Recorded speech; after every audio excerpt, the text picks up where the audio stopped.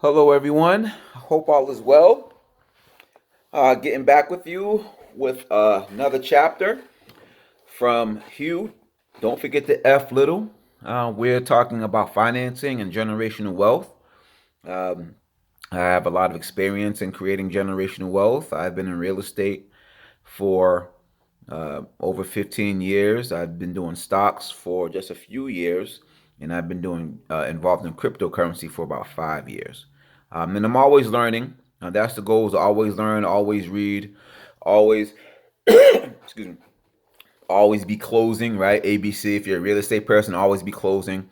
But today I wanted to bring to your attention some information in reference to being able to really start the generational wealth path. Okay, even though there's a lot of stuff going on out there in the world right now, regardless of that, we're still here. The world is still revolving on its axis.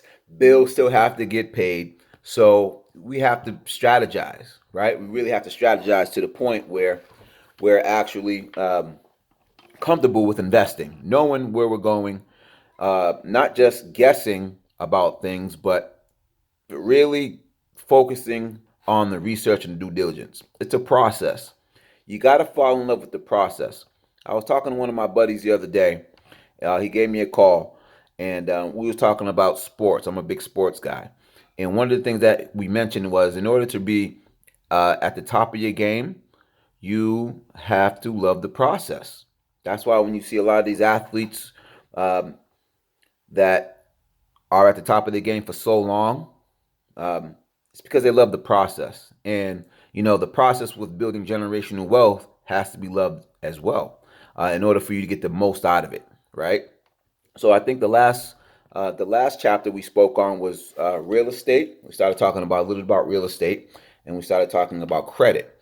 Well, credit. Let's kind of go over the credit side of things, right? Because when we start dealing with credit, now I'm not just credit guru or credit specialist, but I've been in financial institutions and dealing with money and real estate and things of that nature for quite some time. And credit and money in America goes hand in hand, right?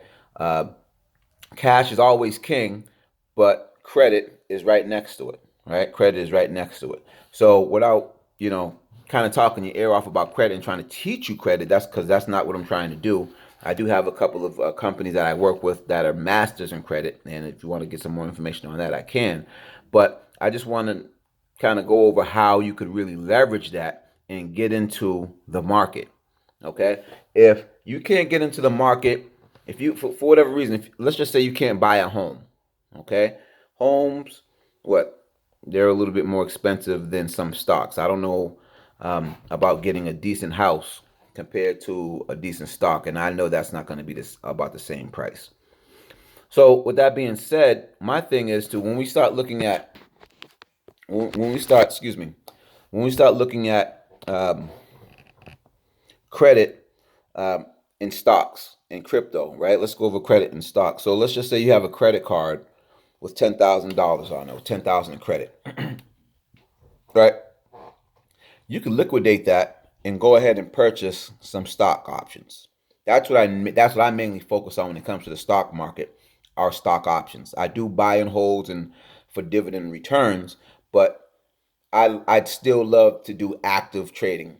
Real estate is more so looked at as a passive kind of thing. I mean, you could get into your fix and flips, and that's great, but that's not really generational wealth. You're fixing and flipping and stuff like that. For me, my how I look at it in generational wealth with real estate, that's going to be a buy and hold play. Okay, that's going to be a buy and hold play. Just like some of the stocks that I purchased that have dividends in them, which are buy and hold plays, right? So let's go back to that credit card scenario. Let's just say you have $10,000 on a credit card. You could liquidate five grand off of that credit card, convert it into cash, and get right into the market. And it doesn't even have to be 5 grand. I'm just using an even number. Let's just say that credit card is $1,000, right? Let's just say it's $1,000. All right, let's keep it low because this is wealth building, generational wealth building 101. So let's keep things to a minimum right now.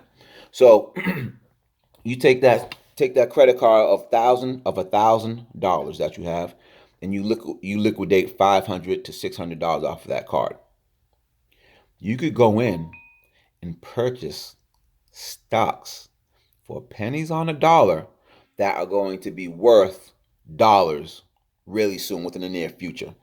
There are cryptocurrencies that you can purchase for pennies on a dollar right now, and it's almost like you're purchasing Bitcoin 10 years ago, 8 years ago, in a sense. Maybe not as much, but let's take a Litecoin. The other coins are alternate coins, right? When you start talking about the cryptocurrency world, you have the Bitcoin, that's the gold standard, and then you have other ones that are right under it, that are right under Bitcoin. And each coin represents a particular industry.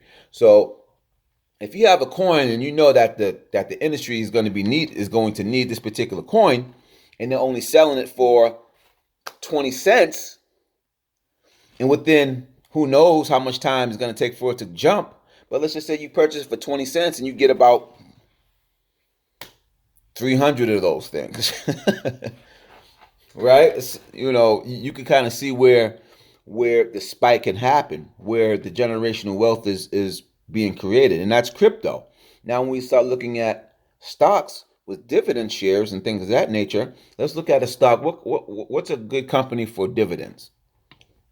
Let's say Coca-Cola. Coca-Cola has been around for way longer than I've been living, and it's probably going to be around way longer after I've been living. So that is a company that has some stability. Actually, do you know who owns Coca-Cola? Yeah, Warren Buffett. He has a ton of shares in Coca-Cola, right? So, with everything happening in the world, with the Capitol, with the riots in Washington, Twitter.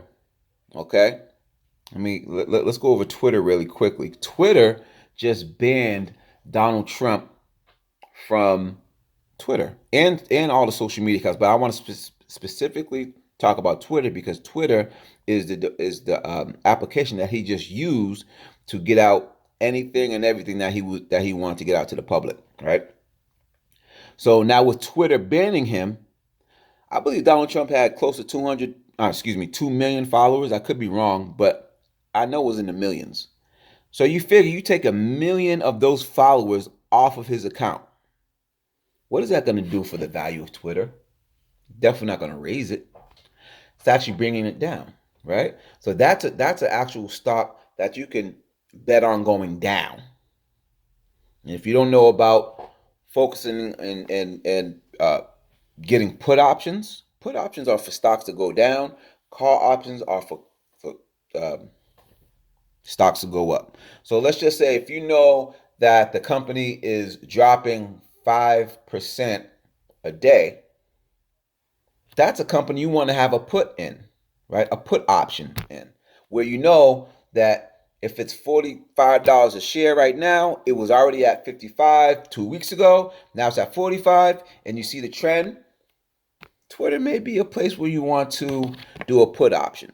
Okay, that's just really concentrating on what's going on in the current events and just really having the common sense to focus on what's going to make a stock go up or down, right? But that's more so day trading. Me personally, I like to do day trading, but that's an active thing. We still have to make money on a daily basis. We still have to make money on a weekly basis. We still have bills that's coming every month, right? So I just can't sit here and say, okay, I'm just gonna create my generational wealth when I'm still living today. Generational wealth is for my family to come, right? That's for my daughters. That's for people in my family who are younger than me that are going to benefit off of it. But today, January 14th, 2021, there's something I need to do because there's bills coming up. So me personally, I decided to start trading, doing stock options, and that was that was a great idea. So back to what's going on in the industry, what's going on in the world, right?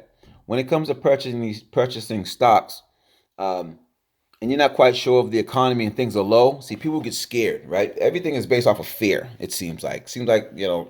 Everything is based off of fear. So when I look at a stock and I see it's going really low because of what's going on in the world or locally, that's something you want to purchase, right? You always want to purchase a lot of stock when there's blood in the streets.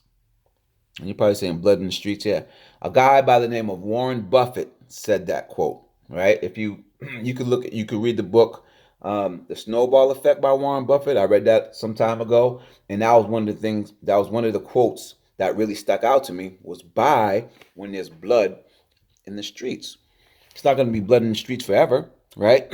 So as long as you're able to have some savings instead of spending everything on frivolous items, when the time is right, that's when you could kind of sit back. You can make the purchases now, and then have your family sit under a tree with, a margarita or a lemonade if they drink or don't drink in the future. In the future, that's what we're looking to do, is create that generational wealth. So, right now, um, again, is the best time to get into stocks and crypto because things are low.